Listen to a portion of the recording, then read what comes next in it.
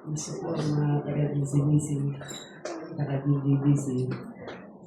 Kaya, session na po sa late. Ganun kaya na ako over yata ng salamat ka sa inyong prayers sa aming pamilya. Aking kong pinsan ay nailibig na. 5 days. Nahirapan ako dun sa anak niya. Papas year yata eh. Ayaw kumitaw ko isa. Kala ko tatanong na eh. Buti hindi tumalong. Napigilan.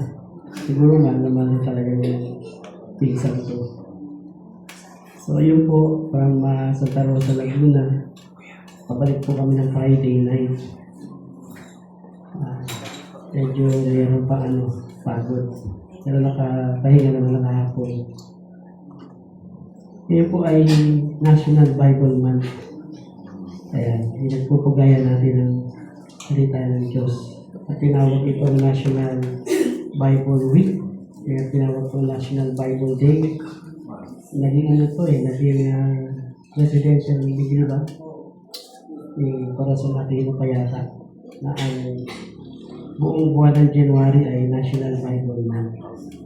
Kaya bibigay po tayo sa salita ng Diyos. Kaya may mga bata po dito, yan, manood kayo ng ating video about the Bible. Sige, JP, play natin. Ayan. Wow, ganda. Para sa mga bata.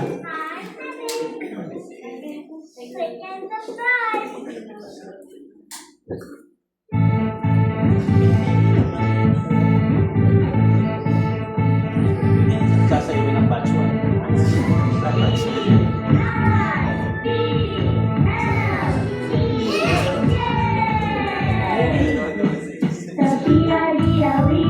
Yes, that's the book for me. I stand alone on the word of God. The B-I-B-L-E. The B-I-B-L-E. Yes, that's the book for me. I stand alone on the word of God. The B-I-B-L-E.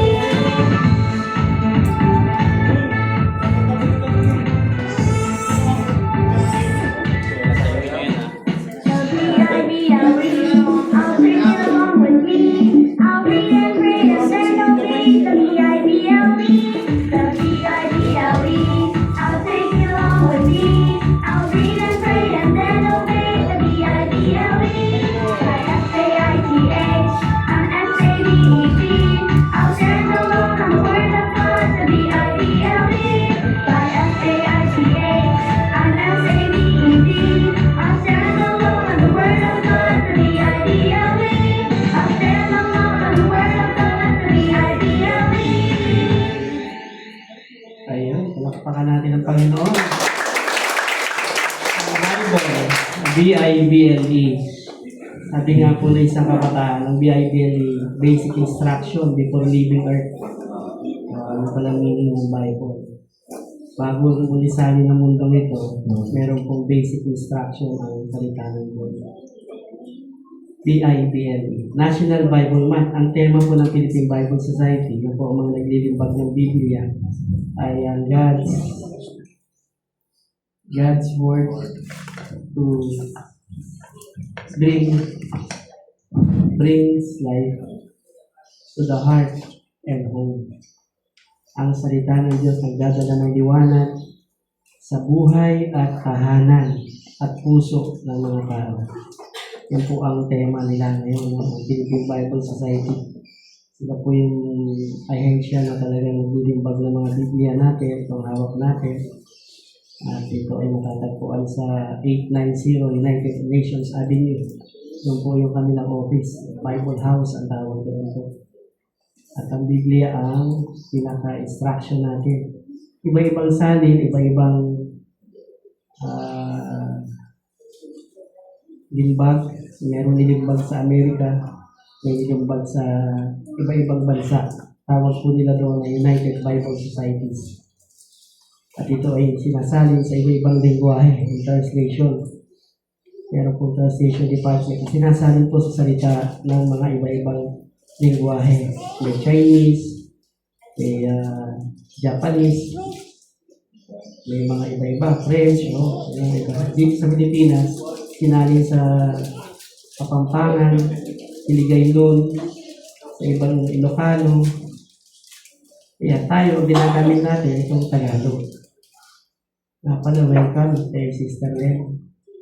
Nandito pala siya kilala ko to. So, Len, welcome from Taiwan. God bless you po.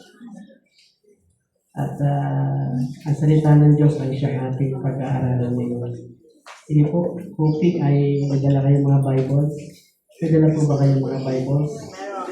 O nasa cellphone lang? Sige po, basahin natin ang salita ng Diyos. Matatagpuan sa Awit 119, verse 105 hanggang 113. At sa unang Pedro chapter 2, verse 1 to 3. Yan, tayo po ito may lahat bilang paggalang sa salita ng Diyos. At basahin po natin ito ng palitan. Ako po muna, tapos kayo ang pangalawa. Hanggang sa dulo ay sabay-sabay po tayo. Awit 119, 105 hanggang 113. Salita mo isang taglaw na sa akin ay patnubay sa landas kong daraanan, liwanag na tumataglaw. Hindi ang pangako ko ng utos mo ay susundin. Tutunin ko ang tutunin ng aral mo sa akin. Labis-labis o Yahweh ang hirap kong kinataglay, sang-ayon sa pangako mo, pasiglahin yaring buhay. Ang nalulong pasalamat Yahweh sana ay nagawin. Kaya ang mga tutunin mo ay puro sa akin. Ako'y laging nakahandang magbuwis ng aking buhay, pakat di ko malilimot iyang iyong kaubusan. Sa akin ay mayroong handang patibong ang masama. Ngunit ang iyong kaubusan ay hindi mo sinisira. Ang bigay mong mga utos, ang pamanang walang hanggan, sa puso ko'y palagi na ang dulot ay kagalakan. Ang pasya ko sa sarili, sundin ko ang kaubusan. Susundin ko ang puso mo, ang ako'y nabubuhay. Sabay-sabay po tayo. Ako'y galit sa sinumang sa iyo ay hindi mata. Ang tunay kong iniibig ay ang iyong mga batas. Sa unang Pedro, chapter 2, verse 1 to 3. Sabay-sabay po tayo. Ako'y galit sa sinumang Sa iyo ay hindi mata. Ang tunay kong iniibig ang iyong mga batas. Gaya ng sanggol, kayo'y manapit sa dalisay na gatas na espiritual upang lumago kayo sa pananampalataya hanggang makamtan ninyo ang ganap na kaligtasan. Sapagkat pinasakin sa kasulatan, naranasan na ninyo ang kabutihan ng Panginoon. Ang Diyos po magpala na kanyang salita. Tayo po'y makaupo muna. Ang ating pong title sa ating pag-aaralan ay kukunin po natin dito po sa RPG. Yan. Okay na po. Title ay Reading with Desire. Ang pagbasa na mayroong pagnanais. Sa malalim ay pagnanasa. Ito pong Biblia ay napakahalaga sa buhay natin. Tama po ba? Kasi ito po ang pagkain ng ating spiritual na pangangailangan. Tayo ay kumakain pisikal. Sino po nag-almusal dito kanina? Na masarap ang ulam na piniritong tuyo. At mayroong mga binili sa kapitbahay na sopas, champurado, lugaw, palabok. Yan po ang araw-araw nakatinda sa ating mga kapitbahay para maibsad yung ating pangailangang pisikal. Kasi tayo ay tulog magdamag, pagising natin nagugutom tayo. Hindi niyo po ba napapansin na kahit tulog ka, pagising gutom ka? Kasi po parang itong gumagawa yung sistema ng ating katawan. Kaya tayo nagugutom. Kaya ang pinakamahalagang bahagi ng pagkain ng mga Pilipino ay almusal. Pag hindi ka nag-almusal, kung maghapon mo, parang latang-lata ka. Almusal daw po. Dahil yun ang i-energize sa'yo sa umaga. Kaya mayroong kape at mga sinangag. Yun ang desire ng ating pisikal. Nagkikrave tayo doon. Kasi pag walang almusal, parang kulang po talaga. Ayan. Sige po, good morning. Dito po, meron pang upuan sa unahan. Pero ang salita ng Diyos ay pagkain nating spiritual. Kailangan natin to. Dahil kung wala naman tayong pagkain spiritual, manghihina rin tayo. Hindi tayo makakagawa sa ating pananampalataya. Binigay ng Panginoon. Sige po. Welcome po. Good morning. Ayan. Sige po. Dito tayo sa...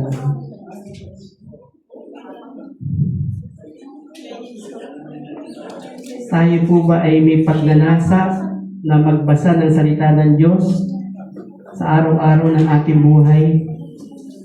O minsan natatalikdan to dahil sa dami ng nagiging hadlang para ito ay hindi mabasa. Ano-ano po yung mga hadlang na yun para hindi natin mabasa ang salita ng Diyos pagkagising mo? Una, hahanapin mo kumain muna ng almusal. Physical agad. Pangalawa, kapag ito ay nasa tabi ng cellphone mo, uunahin mong hawakan yung cellphone mo. Tama po ba? Pag ito'y nasa mesa mo, may katabing cellphone, uunahin mo yung cellphone mo. Kasi para makita mo kung sino nag-message o may mga news. So, nakakalimutan yung good news na una yung mga bad news. Kasi karamihan naman sa cellphone, puro bad news eh. Wala naman yatang good news. Maliban na lang yung Word of God na ilalagay doon. Yung maganda po, no? Nababombard ng mga mabuting balita ang salita ng Diyos, ang cellphone. Kaya magpasa tayo ng maraming verses sa Bible everyday para maging pagkain ng kaluluwa ng mga taong magbabasa. Mananampalataya man siya o hindi mananampalataya. Kaya nandun yung pagnanais natin magbasa na may pagnanais o pagnanasa. Desire. The desire po, inisip ko dyan hindi yung parang gusto mo lang, kundi yung malalim, no? Pagbabasa ng may pagnanasa. Ibig sabihin talaga hindi ka mabubuhay na hindi ka magbabasa ng Biblia. The perfect food for the newborn babies sa binasa natin ay gatas. The spiritual milk for baby in Christ is the Word of God. Nothing else will nourish and strengthen the new Christian, only God's Word. Pag ikaw ay bago pa lang mananampalataya o bago ka pa lang born again, mas nanasain mo ang salita ng Diyos. Dahil yun ang pagpapalago sa iyo bilang bagong mananampalataya. Sino rito yung bago pa lang born again? Natanggap lang niya si Lord kahapon o kanina lang. Yung bago lang. Siyempre, ang nais mo matutong sa salita ng Diyos, ang i-crave mo ang salita ng Diyos. Ang baby, ganun din. Pag siya ay sinilang, ang kailangan niya ay milk. Pwede ito ay milk galing sa nanay, which is the best milk, no? Yung sinatawag na colostrum na binibigay ng milk ng nanay. Kaya yung bata, yung baby, mas kailangan niya yung gatas ng nanay kaysa sa gatas na nasa lata. Sa lata kasi cow's milk. Sa nanay ay galing talaga sa nanay. Yun nakakapagpatibay ng baby habang siya lumalaki, nakadepende siya sa gatas. Kung ang baby ay hindi nakakainom ng gatas, ang gagawin niya ay magwawala, iiyak ng iiyak. Kaya yung nanay, sabihin, painumin mo nga ng gatas yan. Pagka sinaksak mo na yung bote sa bibig, tatahimik na siya. Kasi nagkikrib, gutom siya eh. No, ang Christian, ganun din. Tayo, lalo na kung bagong born again ka, naaisin mong maghanap ang salita ng Diyos at yun ang magiging pagkain ng iyong spiritual na pangailangan. Kasi may bago pa ng buhay kay Kristo, kaya kailangan mong lumago, makilala pa ng gusto ang Panginoon, at wala kang pwedeng puntahan kundi ang kanyang salita. Hindi ka pupunta sa ibang mga libro. Ito ang magiging pagkain ng ating spiritual na pangailangan. That's the perfect food. Sabi ni Apostle Peter, he addressed all Christians, learn to be newborn babies. Katulad kayo ng mga dapat ay pinanganak na bata. Eager and desirous to drink in the milk of the word. It is something all babies love to do. There is no need to coax or persuade or remind. Hindi na kailangan kumbinsin ka o i-remind ka, i-persuade ka. Kundi ito ay talagang kailangan. Ito ang salita ng Diyos, ang gatas ay ang salita ng Diyos. Something na ang baby mahal na mahal. Pero tayo, kahit tayo ay matagal na mananampalataya, kailangan naroon yung desire din natin na lagi magbasa ng kanyang salita. Kasi ito po ay magpapahina sa atin kung hindi tayo magbabasa ng salita ng Panginoon.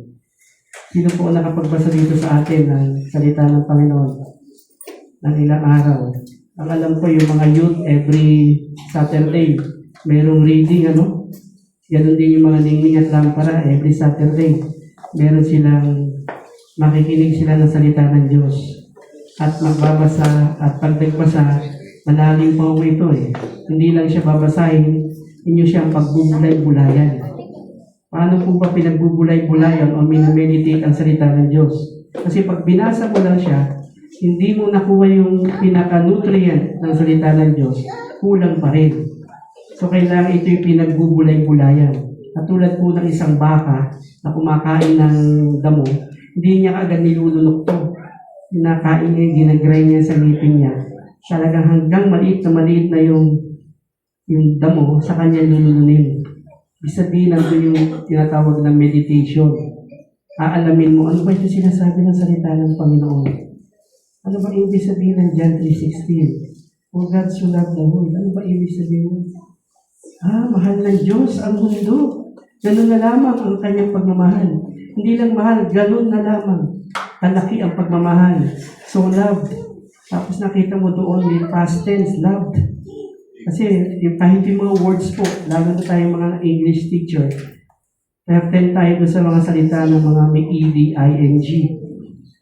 Para makita yung meaning ng sentence, di po ba pinag-aaralan natin yun? Kaya yung word of for God so loved, ano siya, past tense, loved. Nag-isip din ba't past tense ang nilagay? Ba't hindi walang di dapat love lang? Kasi ganun na lamang ang pag-ibig. Ibig sabihin, inibig ka na ng Diyos doon pa man. Hindi ka pa sinisilang, mahal ka pa ng Diyos. Nasa sinapupunan ka pa lang ng tiyan ng nanay mo, mahal ka niya kasi hindi ka niya pinabayaan ng 9 na buwan. Kaya inilabas ka ng tama sa buwan. 9 na buwan. So, ganun na lamang ang pag-ibig ng Diyos. Noon pa man, hindi ka pa sinisilang, mahal na ng Diyos ang tao, ang sanlibutan, o yung word na tinatawag, yung mga tao na nasa sanlibutan ay minamahal ng Diyos noon pa man. Dahil mahal ng Diyos ang tao, ang sanlibutan, kanya ibinigay ang kanyang buktong na anak. Habang inyo pong minemeditate, buktong na anak, medyo malalim. Ang buktong na alam ko yung andyan na si Adan. Andyan na si Adan. Ano ba yung buktong na yun? Dumadaan. Yung pala, ang simper. Di ba gano'n? Ang isip mo, buktong. Ano kaya meaning ng buktong? Saka ka kukuha ng mga iba pang salin. Marahil sa English, kukuha ka. Ano kaya? For God so loved the world, He gave His only. Yung buktong pala, only. Isa-isa. Siya lang. Ibig sabihin pag only, wala nang iba, siya lang. Ayun pala ibig sabihin ng buktong. Isa-isa, only Son. Wala nang ibang Son ang God, kundi si Jesus. So nakita mo na ngayon, napagbubulay-bulayan mo na may-meditate mo na doon sa verse ng John 3:16. For God so loved the world that He gave His only begotten Son. Pag hindi niyo po makita ang meaning ng Tagalog, maghanap po kayo sa English. Translated in English. Ang maganda sa Biblia natin, ang daming translation. Ito po ay hindi para maglaban-laban ng salita ng Diyos. Ano po? Hindi ito para mag-away-away. Ito po ay dunong ng mga tao na binigay ng Panginoon para lalong maunawaan sa panahon ngayon ang salita ng Diyos. Inilabas nga ang Philippine Bible Society ng Pinoy version. Lingwahe ng mga young people. No? Ano ba lingwahe ng mga kabataan ngayon? Pre. Gusto na pre. Ano ba? Narinig ko sa mga kabataan, iba yung lingwahe nila sa lingwahe natin. No? Sana all. Wow. Kaya pag binasa yung Pinoy version, parang lingwahe ng mga sa panahon ngayon. Nakaka-identify ka sa lingwahe ng mga kabataan. So, hindi pinabababa ang meaning ng salita ng Diyos. Bagkus, ito ay pinararating para maunawaan ng kahit anong henerasyon. Ganyan po kalawak ang isipan ng mga taong naglilimbag nito, nagsasali nito. Kaya po yung mga nag-translate nito, hindi niyo makakausap. Kasi nung ako'y nagtrabaho sa Philippine Bible Society, pumunta ako doon sa loob ng translation department nila. Lahat sila nakatutok doon sa kanyang translate. Kahit anong gawin kong paggugulo, hindi ako pinapansin. Ganoon sila katutok. Kasi ang hirap po ng bawat letra magtama dito. Ganun ho ginawa ang salita ng Diyos. Kaya napakahalaga. Dati ho, ang Bible ay binabasa pamula rito, papunta doon. Yung for God so loved the world, bubuklatin mo siya. E noon, hindi ang pagbasa, pakanan eh. Ay, pakaliwa eh. Dati, pakanan, mula pa rito. Isang verse, malaki yun, papel. At babasahin mo ng may malaking papel na bubuksan. Doon mo makikita, ngayon, napakaganda na. Hindi ka na maghanap dito para ilipat yung verse. So, ganun mo meticuloso o hindi kaya ganun ganda ang ginawa ng Diyos sa kanyang salita. At siyempre, author nito ay banal na espiritu. So, lahat ng tao, kaya minsan may mga pilosopo, ba't ako maniniwala dyan? Salita lang ng tao yan. Ang nagsulat niyan, tao, opo. Tao ng salita, ang nagsulat. Pero, ang Holy Spirit ang nagturo, paano sasabihin itong salita ng Diyos. At ang pinakamalawak pa dito ay ang sulat ni Juan. Sinulat ito sa isla ng Patmos. No? Siya ay nakaseparate doon para isulat ang Revelation. Ang Revelation ang pinakamagandang sinulat talaga na ito yung future natin. Ito yung ating hinaharap. Ito ang mangyayari sa atin. Kaya kung gusto ninyo na mawala yung mga iisip nating pagsubok o anumang bagay, ay salamat.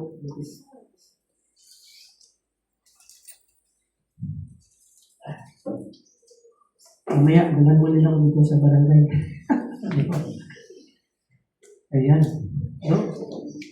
Talagang sinisino ang salita ng Diyos. Napakahalaga. Di nga lang po napakasarap po, di po ba na kapag ikaw lumalabas, may dala ka dito. Hindi dahil kaya sabi mong mas banal ka, hindi po. Para makita nila na kailangan natin magbasa. Kung tayo mga estudyante, nagdadala na ating mga textbooks sa bag, pwede tayo maglagay nito sa bag natin. No? Magbaon tayo ng isang Bible. Noon, sabi nga nung nabasa ko, ang Bible, binibigay lang, ayaw pang kunin.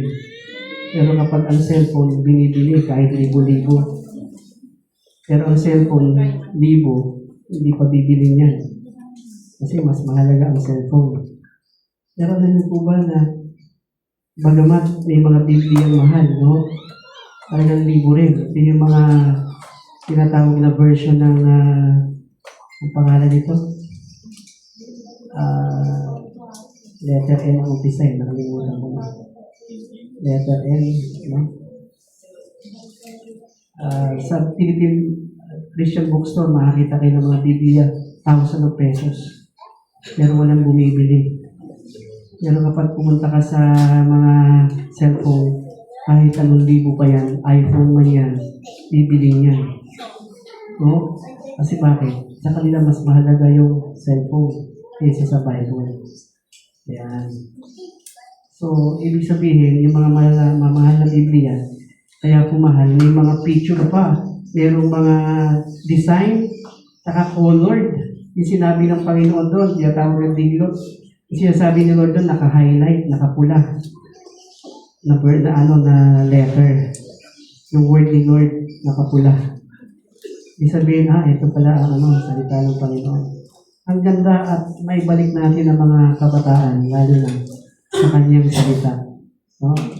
Ang salita ng Diyos. Ito poimen, ang pangalan. Nakalagay yung mga Biblia, ang Biblia ng mga pastor.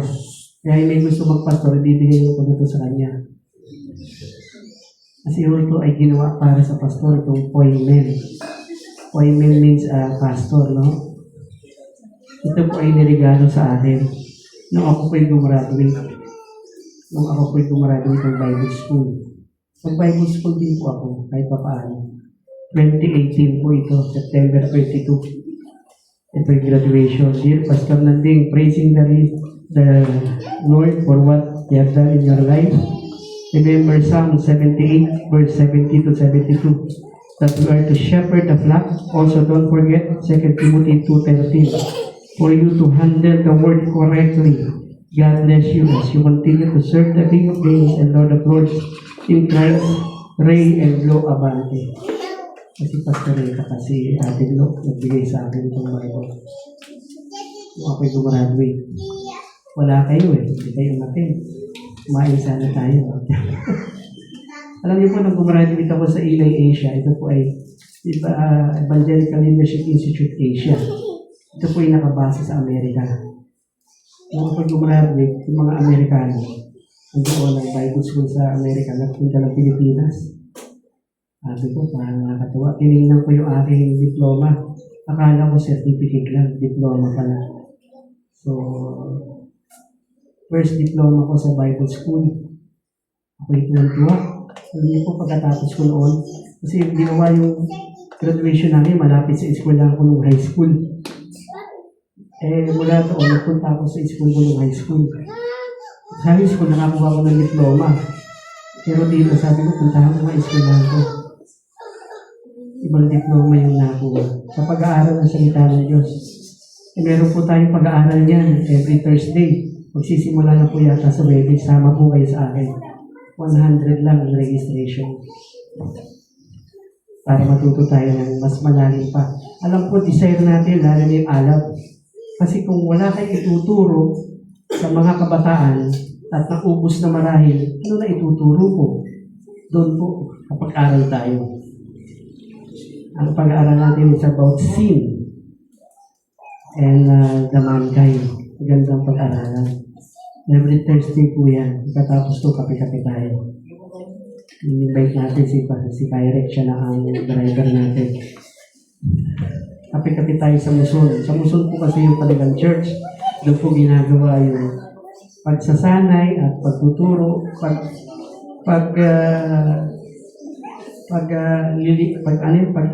pag-mature ng mga mananampalataya. Hindi natin gusto na tayo ay maging weng-weng Christian. Ano po ba yung weng-weng? Si weng-weng ay sumikat ng panahon namin. Maliit na bata, pero matanda na siya. Para siyang si Agent 007, hindi na siya lumaki. Ibig sabihin, matanda na siya, pero yung height niya, ganun pa rin kaliit. Gusto ba natin bilang mga mananampalataya, weng-weng tayo o bonsai Christian? Yung ayaw na natin mag-grow sa ating Christian life. Siyempre gusto mo natin yun na lumago sa ating pananampalataya. At ang pinaka-basic po ay ang salita ng Diyos. Ito ang ating mapangawakan. Kaya po ang ating pangalan ng church, may nagtanong, bakit conservative pastor ang church ninyo? Graceville conservative? Konserbatibo po ba kayo? Aba, hindi po. Pag nakita niyo yung mga kabataan namin, talagang pasyonista. Hindi, ibig sabihin, hindi kami conservative na kami magdadamit ng talagang Oo, na kapag daw nagbabalibol o nag-sports, nakapalda pa rin. Hindi ho ganun. O pag nagsusiling kami, nakapantalon, hindi po. Conservative kasi, ang sabi po dati ni Raymond Valdez, yung isang elder ng Capital City Baptist Church. Conservative yun kasi ang pinaka-word na conservative, galing na ang salita ng Diyos ang ating nagbatayan sa ating pagtuturo at pananampalataya. Very conservative. Isabihin nyo doon lang. Wala na tayo ibang babasehan ng turo, kundi ang salita ng Diyos. Hindi ang anumang mga libro. Very conservative. Dito lang talaga. Kaya yung conservative na word ay doon po galing, hindi sa pananamit o sa panlabas na anyo, sa salita ng Diyos. Kaya pag may nagsabi, ba't conservative?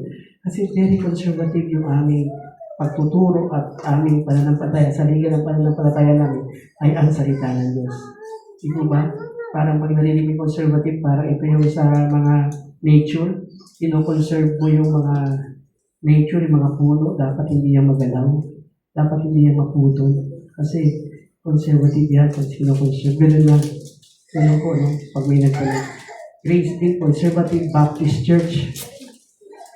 Yan ang pangalan ng church po natin. No? Ay word na Baptist kasi po tayo ay Baptist. Yan. Naglulubog po tayo. ang dalawang ordinansa na ginagawa namin sa church ay yung Lord's Supper at ang baptism. Yun lang po, wala na tayong ibang mga practices sa church. Kaya wala po kayong makitang gumugulong dito o anuman. Wala po tayong ganoon. Pero tayo po ay mananampalataya, yung mga gumagawa nun, ay kapwa rin natin kapatid sa Panginoon. Mamaya po makikita niyo sila. Mga youth, huwag kayong mawawala. Meron silang gagawin praise and worship together with tambourine dancing. Sa ganda rin makikita yun no? Nagsasayaw ka kay Lord.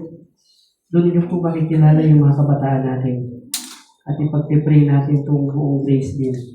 Para itong grace bill, tayo yung nakatira dito, eh para sa Panginoon. No? Na kapag narinig ang barangay grace bill, eh biyaya ni Lord. Ayan. Sabi ni Peter, desire to read the Bible. Love it, for by doing it all will grow. Sabi ni Peter dito, desire. Nasain mo, basahin ang Biblia. Mahalin mo ito. Kapag ginawa mo ito, lalago ka. Mag-grow ka. At nais natin ang grow up natin ay hindi lamang sa physical, kundi sa ating pananampalataya. Yung growth natin na tinatawag, spiritual growth. At ito, lalo ka pang matututo sa kanyang salita. My dear reader, sabi ko nung sumula, do you see the light? Pray for spiritual appetite. If you do not have, if you're suffering from spiritual anorexia, you need to come to the great decision for cleansing and healing. Nakikita mo ba ang liwanag? Manalangin ka. Magkaroon ka ng spiritual appetite. Ano po yung spiritual appetite? Yung pang hindi ka, parang hindi ka makakilos nang hindi mo pinapakain yung kaluluwa mo. Kasi may tinatawag na anorexia spiritual anorexia. Alam niyo po ba yung anorexia sa Tagalog? Hindi na po ito, sabi ko, lalim ito. Yung bang nawawalan ka na ng gana. Walang gana. Diba? Pag may anorexia ka, wala ka ng gana kumain. Lalo na yung mga nasa hospital. Kasi yung kanilang panlasa, wala na. Hindi mo na matanggap. Kahit anong sarap ng leche flan o ng cake, hindi mo na siya makain. Kasi nga, meron ka ng anorexia. Wala ka ng gana. Ibig sabihin, hindi mo na siya pinaglalasaan kainin. Kayo po ba ay may spiritual anorexia? Parang wala ka ng gana sa salita ng Diyos. Ayaw mo na siyang basahin. No? Sana hindi tayo umabot ng ganoon. Dapat meron tayong spiritual appetite. Kailangan natin ito. Hindi ako mabubuhay nang wala siya ang salita ng Diyos. Yun ang parang pinaka-aim mo. Pag-gising mo, hindi ako mabubuhay. Kaya ang practice mo, no Bible, no breakfast. Hindi mo na ako kakain ng breakfast kung hindi ako magbabasa ng Bible. Hindi ako magkakain ka, yung Bible mo nasa tabi mo. And read one verse, kahit one verse, bago ka kumain. Doon na dadagdagan ang mga memorize mo sa salita ng Panginoon. Meron po ba tayong maraming na-memorize na salita ng Panginoon o isa lang? Yung John 11:35 lang yata. Jesus wept. Jesus ay nanalis. 2 words lang. Napakahirap. The shortest verse in the Bible. But the longest chapter in the Bible is Psalm 119. Yung binasa natin kanina. Hanggang verse 186 yata yun. No? Yung buong chapter ng Awit 119. Ang sarap basahin kung makakabisado mo yun. Yung mga lampara, yan ang kanilang memory verse, di ba? Awit 119 verse 105. Salita mo isang taglaw na sa akin ay patnubay. Liwanag na tumataglaw sa daan kong daraanan. Tama ba yun? Mali. Sabi ni ni Jamay. Jamay, ano yung 119? Nga-recite mo ha? Dito ka. Natin po alam ng isang kabataan ng 119 verse 1.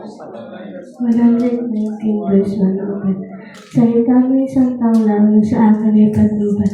Sa landas kong daraanan, liwanag na tumatanglaw. Yun, ibang verse, no? Ibang salin. Pero at least, alam nila, no? Pinasaulo kayan sa lampara Yan ang kanilang pinaka-team verse. Salita mo isang taglaw na sa atin ay daraanan. ay sa akin ay patnubay. Liwanag na tumatanglaw sa aking daraanan.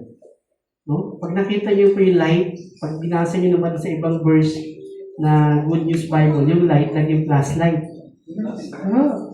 Ganun ano yung mga version ng Bible natin. Eh. Kaya ho, nilalagay siya sa panahon natin ngayon. Ako nga po ay tumawag sa Philippine Bible Society para humingi ng Biblia. Mamimigay po tayo sa Graceville Elementary School this week. Kaugnay ang ating barangay. Nag-pray nyo kami na marami kami makuha ng Biblia. Sa City Hall po ginawa nila yan. In-approve ng Vice Mayor ng City Hall. Ng Quezon City Government. At Sister Myla ay naging kabahagi doon. Hindi sabihin ang Biblia ay dapat na binabasa.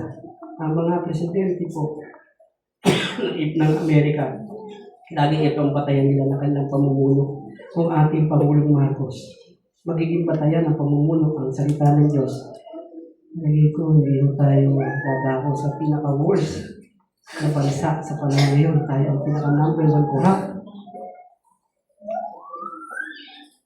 Sa buong mundo, number 1. Imbis na tayo makilala sa number 1 ng magandang bansa, hindi po. Nakilala tayo sa korupsyon. Dahil hindi po naging batayan ang salita ng Diyos sa kanilang pamumuno, nagka-problema po ang bansa natin. Pero tuloy po ba yung mga tagumpay ng Amerika, ang kanilang pinapatasayan, ang salita ng Diyos. Kaya mismo kahit sa pera nila, nakalagay, in God we trust. Pero sa atin po yung tinawag tayo the only Christian country in the Far East. Ang nag-iisang Kristiyanong bansa sa silangan ay naging corrupt sa mundo. Nakakalungkot, di ba?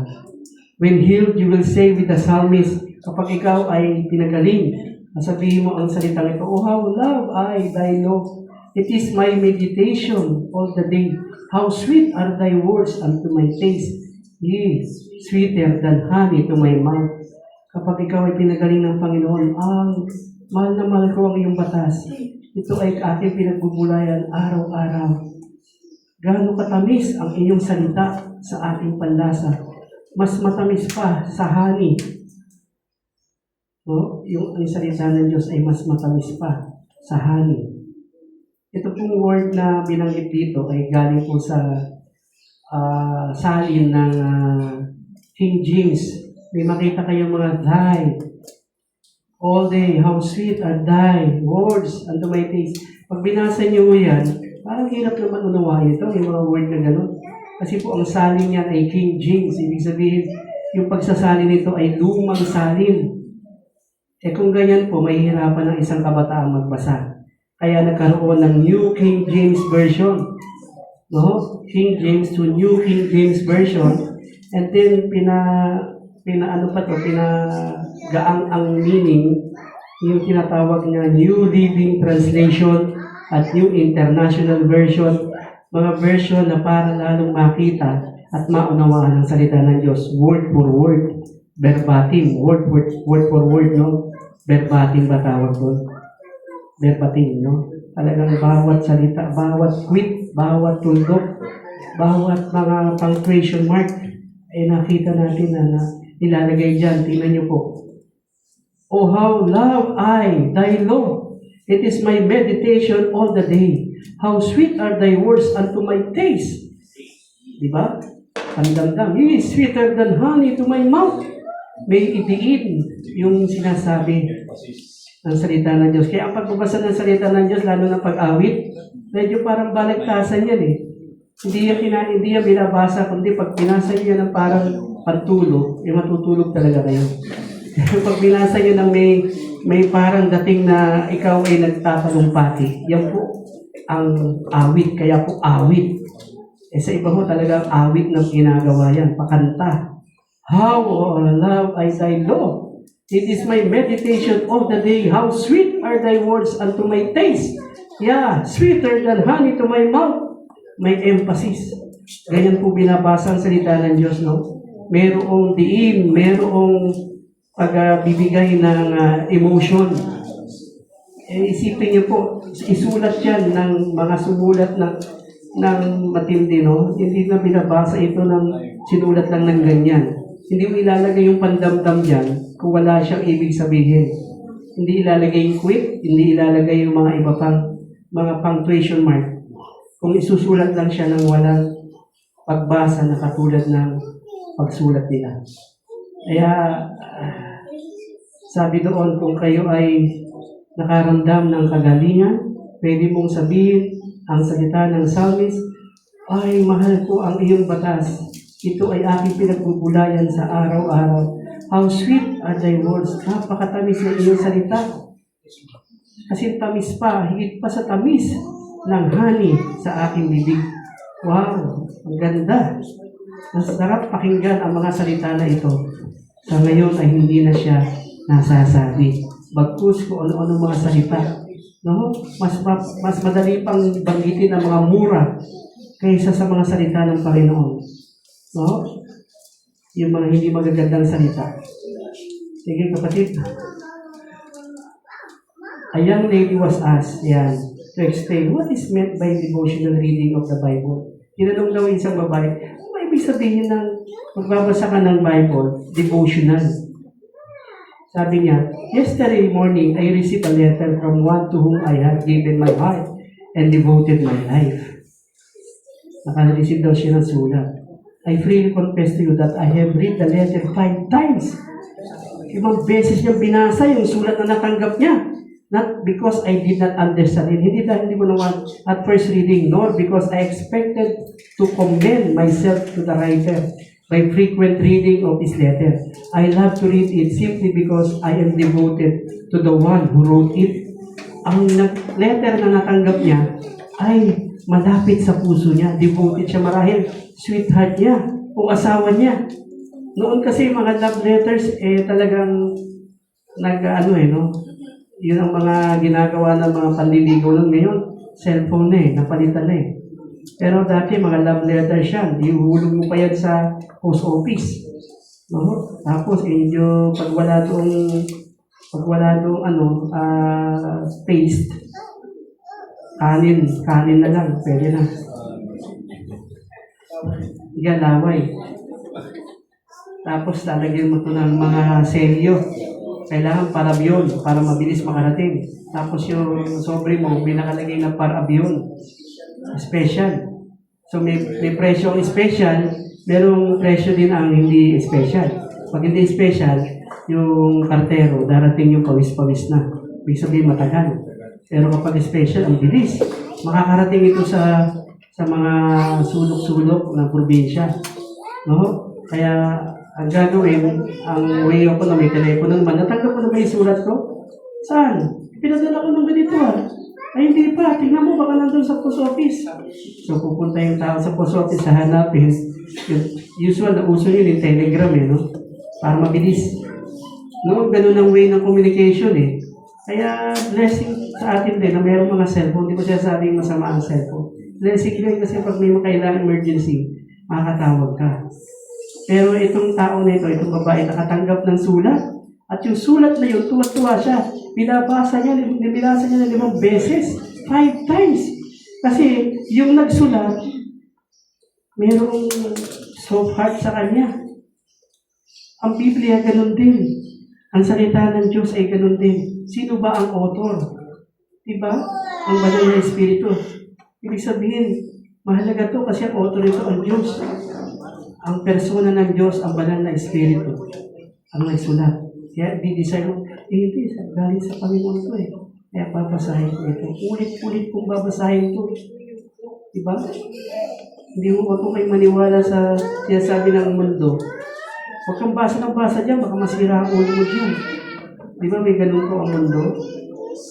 Hindi ko nakakasira ng ulo to. Bagkus, ito ay nakakatulong sa ating mga isipan. Apo, it is a happy, united family that you want. To read the Bible with the same desire is to read devotionally. Ibig sabihin, ang pagbabasa pala ng Biblia, may kasamang devotion. Kaya ang tanong, nag-devotion ka na ba? Ibig sabihin, nagbasa ka naman ng Biblia, tapos yung devotion, yung malalim na pagsasaliksik sa salita ng Diyos, yun ang devotion.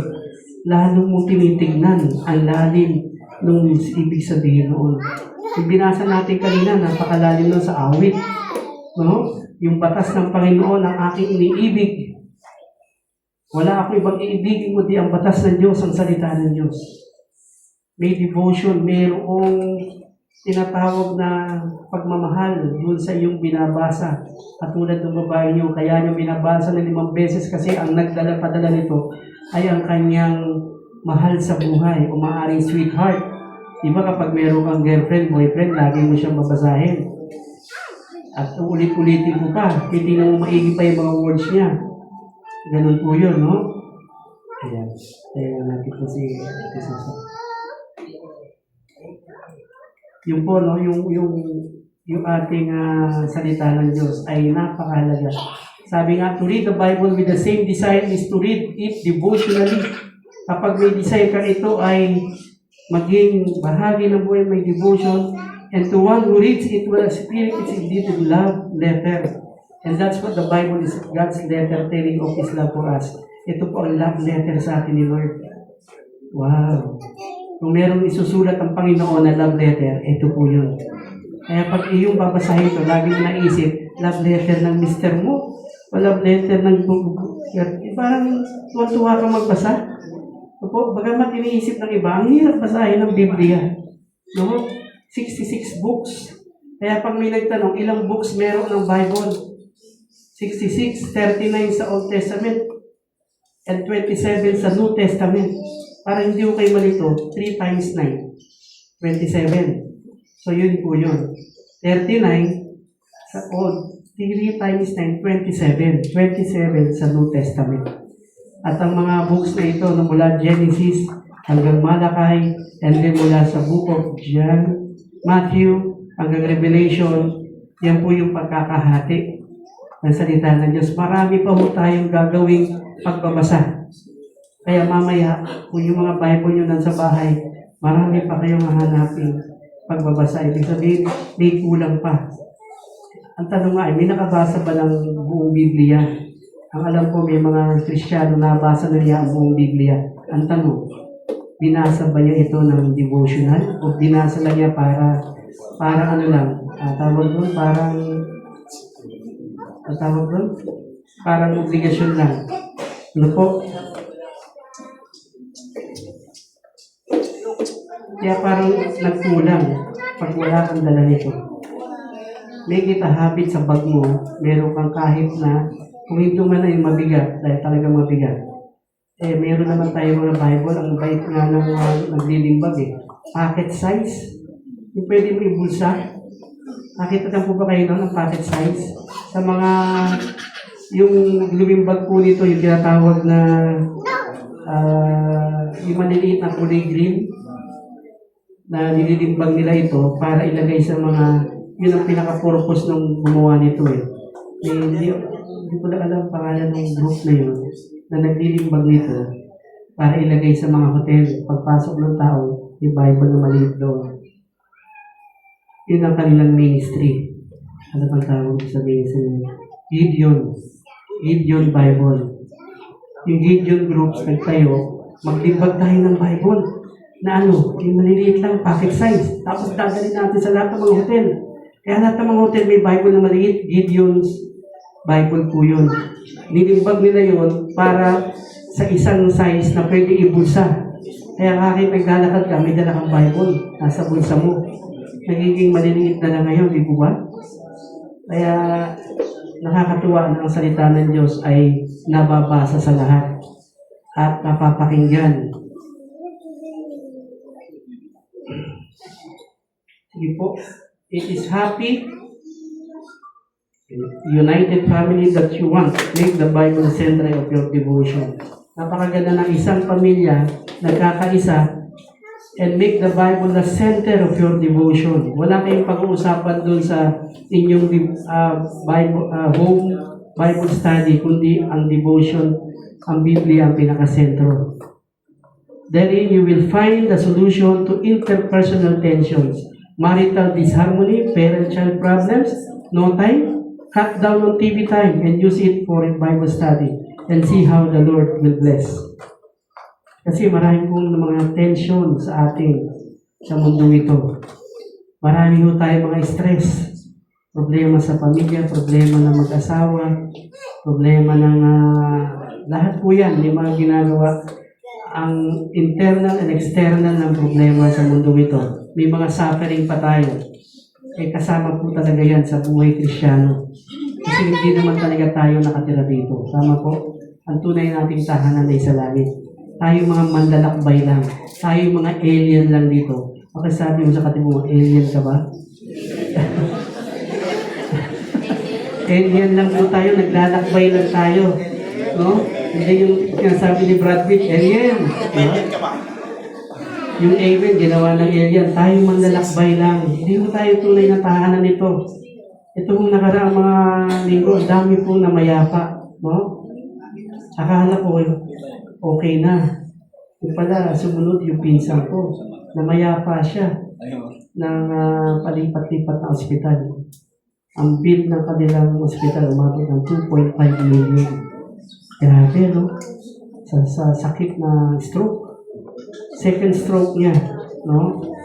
Dalawang hospital. Eh, sabi ko sa tita ko, tiya, kano ba inabot ang gastusin? Malaki. Hindi, she cried a lot. Pero may habol sa akin talaga. Meron pa pala akong mga kamag-anak na hindi pa nakakilala kay Lord. Sabi ko, Lord, kailangan talaga ng dala ng salita ng Diyos. At namaya pa siya sa edad na 52 anyos. Bata pa, 1974. Naalala ko si Brother Aylan ay 1975. Ito, 1974, mas bata pa sa akin. Ako'y 60 years old. And this is the first time na mag-gay ako ng funeral service sa kamag-anak ko. Dati sa tatay ko eh. Ngayon, kamag-anak ko naman. So, kailangan namin pumunta doon at makiramay. Pero ang pinakalayo na ko doon, ma-share ang word of God. At salamat, binigyan ako ng pagkakataon na makapagbahagi ng salita ng Diyos. Kasi sabi ko nga doon sa aking nanay, Mami, mabigyan kaya tayo ng pagkakataon ng salita ng Diyos, sabi ko. Oo, sige, nabigyan nga ito po ng pagkakataon. Na-share ko ang word of God sa lugar na yun, no? At marami po ang mga tumanggap sa Panginoon. Hanggang sa dulo ng funeral service, no? Siyempre, may bayad din po yun. So, nakyo, kung ikaw ay namatay, marami ka rin gastos. Magastos ang mabuhay, magastos din ang mamatayan. At higit pa doon yung emotional na need, no? Yung aking, yung pamangkin ko na sa pinsan, yung anak ng pinsan ko, hirap na hirap siyang ma-catch up. Mula doon sa bago ilabas yung kabaong papunta sa simbahan, kasi dinaan po sa simbahan ng Katolik, eh talagang iyak na iyak mo po siya hanggang doon sa may libingan. Ayaw niyang bitawan, ayaw niyang ilubog, ayaw niyang ilagay sa pinakuli ng tunga ng pinsan ko. Sabi niya, no! Sabi niya, ayoko. Talagang hirap na hirap po kami paano siya i-comfort. Siyempre, kung kanyang emotion, no? Papas girl yata yun. Talagang mula ng pagkabata, talagang kasama na ng father niya. Pero hindi dumating yung punto na matay ang father niya, doon siya umigay.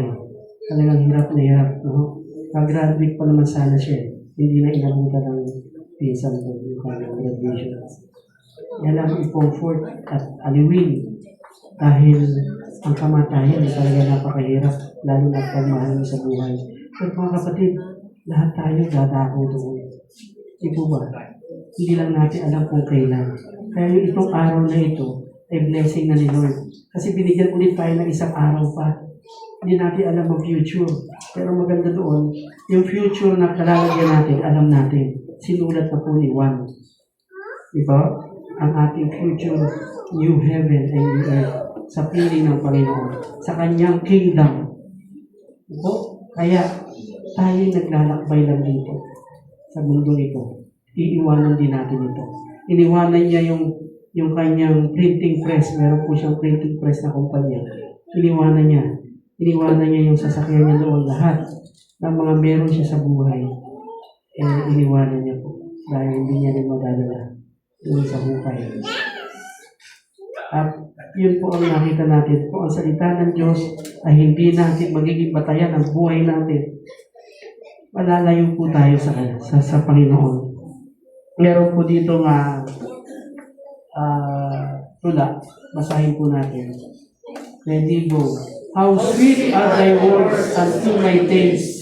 Yeah, sweeter than honey to my mouth. I opened my mouth and panted, for I long for thy commandments.